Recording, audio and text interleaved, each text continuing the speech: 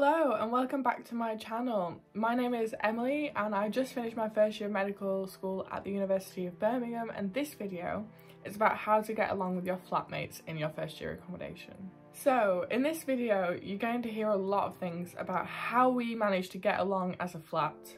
So what I do want to say is there were 6 girls in my flat. We picked in our accommodation, we all selected mixed, we weren't too fussed, and we ended up as a flat of 6 girls, which I really think helped the situation because we were a lot more comfortable talking about all the details of life when there was just 6 girls around. There was no boys to be awkward around at first.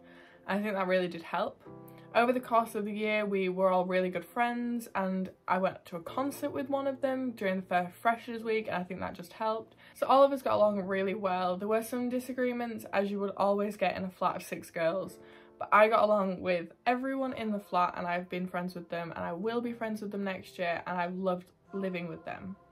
But I think some things that you want to talk about with your flatmates are very important to get out from the get-go, and this video is going to tell you all about the things that you need to discuss as a flat when you first move in, as well as what you need to do throughout the year to make sure that no one feels uncomfortable, excluded, or at a disadvantage in the flat. This isn't just what we did because we did not have a perfect flat, and nobody has a perfect flat. I'm going to talk about things that I've learned, things that I would do differently if I was to do it again, and things like that. So my university accommodation was the second cheapest at University of Birmingham. I did do an accommodation tour, so check it out in the cards. But this accommodation was a shared bathroom, which just add to the level of cleanliness we needed to maintain as a group. If you have an ensuite accommodation, you will know that it is harder to get along with your flatmates in a sense.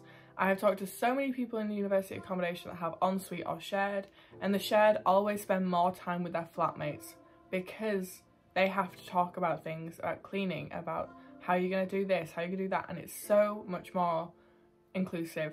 And if you do not need an ensuite, do try and get a shared accommodation because it does bring you closer with your flatmates. But now that that's out of the way, what to do, this section will be a little bit about what to do when you move in. So first things first, we had hall reps who came around with a poster. It had things like put your birthday, put your name, this sort of thing.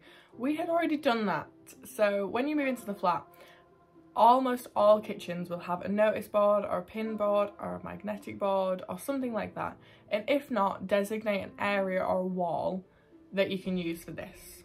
So what we did, we had a pin board and we used that as our social area. So one thing we put on there was our name, birthday and contact details for emergency contacts in case anything happened.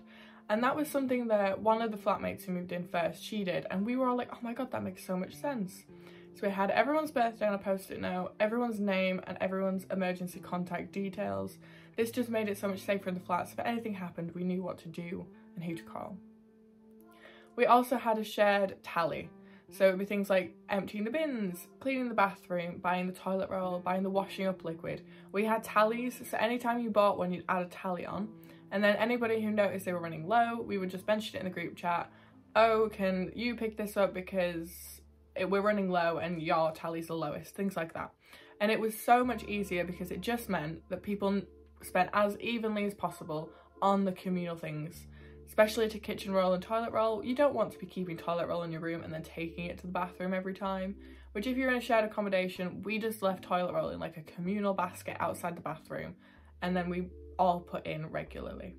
If you're in an ensuite accommodation, you won't have to worry about that, but things such as kitchen roll you might, because we did use that as a group, or washing up liquid we used as a group. Something we did nearer the end of the year was a flat cleaning day where we'd all get together and we'd all clean the whole flat.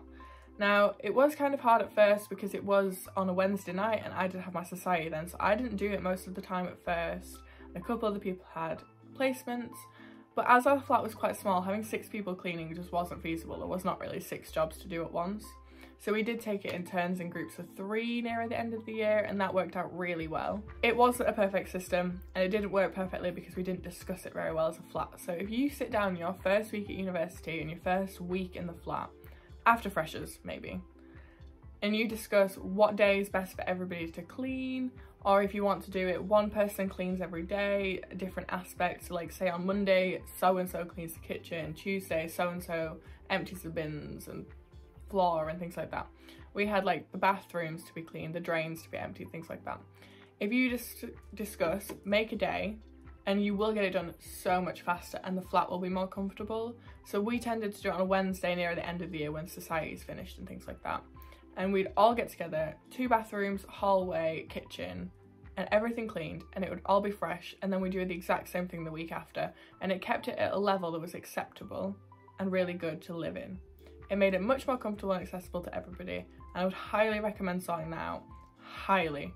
So that is something I learned. Cleaning day. Pick one day and all clean. So much quicker. There is something you can do, like, we had an issue with birthdays because my birthday is 2 weeks after we moved into accommodation. So we were like, we can't do presents. We don't know each other yet. It's just not fair. And a couple of other girls had them like October, November, and we just didn't do presents for those 3 birthdays, but we did for the other 3. So it was kind of, you've got to be careful. You don't want to just exclude people and then include people later on and make it feel exclusive. So what we did for birthdays was we always had some sort of baking good for the person whose birthday it was. So we baked buns for my birthday, or cupcakes. If you ask anyone not from Yorkshire, they're cupcakes. And we had like a meal together. We had pizza and chicken and chips and things, and had like a meal as a flat together to get to know each other because we'd only been living there 2 weeks. And it is nice to do something for the flatmates' birthdays. Even if they have friends and they're going out with friends, that's fine. But you want to try and do something as a flat together because it does help you just get to know each other. If you're a drinking flat, it might be easier to get to know each other, but I wasn't really drinking at university in the first term and it was hard for me to get involved sometimes. But I highly recommend stepping out of your comfort zone and putting yourself out there, playing games like Never Have I Ever, or we had a bowl of questions that we all answered to help us get to know each other. It just made it so much more inclusive because the more you know about each other, the more you're going to learn whether or not you're going to like each other. Now, I cannot guarantee that you will get on with everyone in your flat because it's highly unlikely. I've seen so many flats where nobody gets along. If you want to get along with somebody, you can. If you don't, you won't. You've got to put in the effort. You've got to talk to them about your expectations in the flat. Do you want washing up to sit there for weeks, or would you rather people did it as soon as they've eaten? How long can it be there before you're going to ask them to wash it up? Being passive aggressive can really damage relationships in the flat. So if somebody's left washing up for a while, if you take it and leave it outside their room, yes, they might do it, but you're being very passive aggressive and you're kind of excluding them from the others, like your flat. You don't want that to happen, so please try and avoid being passive aggressive. Just tell them what you want. We never had an issue with people leaving washing up outside people's doors in our flat. We did just put it in the group chat like, hey, this has been out a while, do you mind washing it up? And it wasn't always easy, and it will not always be easy, but discussing things and mentioning things when they're annoying you in the shared spaces is very important to make sure the flat stays comfortable and everyone feels like they're in a safe space to discuss what they need. Spending time with your flatmates is hard sometimes, especially if you have different degrees, because a lot of the time our interests are different, our timetables are different, but try and going out at least once a month as a group, whether that be on a night out, to dinner, mini golf, to the cinema, anything. Just once a month, try and go out with your flatmates if you want to get along with them, because getting along with your flatmates will make first year so much more fun. We had so many fun things in our flat, like Slug and Lettuce we went together, went out on nights out for Halloween, we went out recently for the end of year outing. We did chocolate and marshmallows and strawberries, and it's just so nice to spend time with your flat, and doing it once a week or once a month is very important if you want to get along with them. Be honest about what you need. If you need space, just say. If your social battery is running out, just say, my social battery is running out, I'm going to bed, see you tomorrow. It's not hard. People will understand because it does happen, and it did happen a lot in our flat where we'd be spending all day every day together, and then all of our social batteries would just run out and we'd have to go sit in our room alone for a bit. And if you say that's all you need, just say it and people will let you do it. They're not going to judge you for it, and you will feel better for it if you treat yourself how you need to be treated. Another big recommendation is a flat movie night. If you all put movies in a hat, one movie each, and then randomly select 2 and watch 2 movies, have some snacks, sweets, chocolate, anything, popcorn, and all sit in like the kitchen and watch TV. Now, it can be hard if you don't have a social area in your flat, which we didn't. We had a dining table, and that was it. So what we did for our movie night was we got the dining table, we put it on its side, we brought my mattress in and a couple of other cushions and blankets, and we all sat on this mattress with the table as our back and a laptop on a chair to watch TV together. And it was amazing. It was a great night and we all loved it. So I would highly recommend doing something like that. Spending time as a group and making time for each other. If you notice that somebody's becoming withdrawn or distant, try and talk to them. And if you can't, you can talk to the accommodation because they have support on offer. Especially at University of Birmingham, as I'm now working on the Vale with the people who manage the accommodation. They have so many resources accessible to you if you need help with somebody in your flat, if they're struggling, if you can't do anything, if somebody's excluding themselves, if you need someone, you can talk to the accommodation staff and they can help you.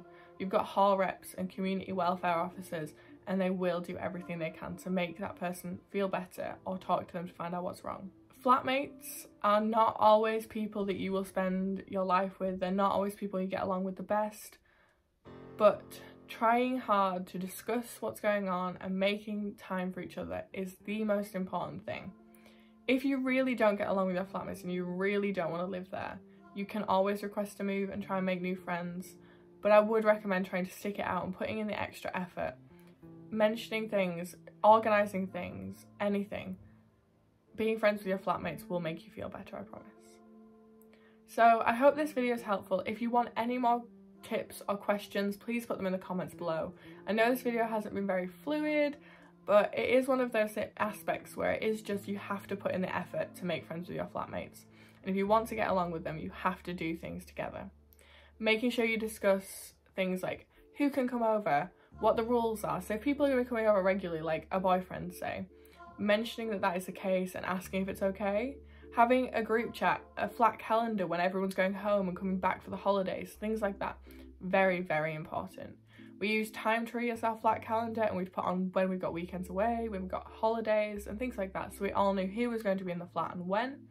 We had a group chat on WhatsApp to get to know each other before we moved in, and a group chat on Snapchat once we were in the accommodation because we all preferred Snapchat as a means of communication. Overall, discuss things clearly, have a shared calendar, and make time for each other. Even if your degree is hard or if you're really upset, you can talk to them about it because you want them to know where you're at. So thank you for watching. Please like the video if you enjoyed or found this useful. Comment any other questions you have down below about how to get along with your flatmates or how best to do it. And subscribe if you want to see more university content. I have a lot coming out about my student house and how I'm making it look homely and making it my new house, things like that. So please stick around if you want to see that. Thank you.